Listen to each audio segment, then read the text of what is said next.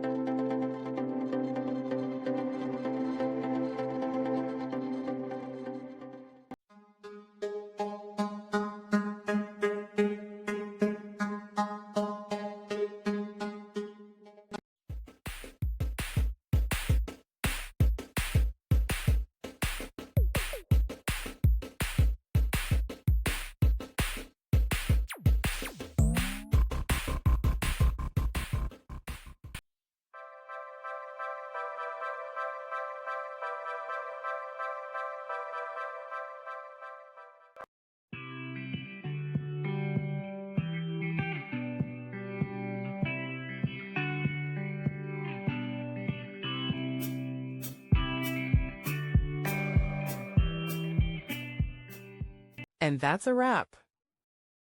I hope you found the answer you were looking for. If you did, take a second to hit that subscribe button. It really helps out. And let me know in the comments which solution worked best for you. See you next time in the debug zone.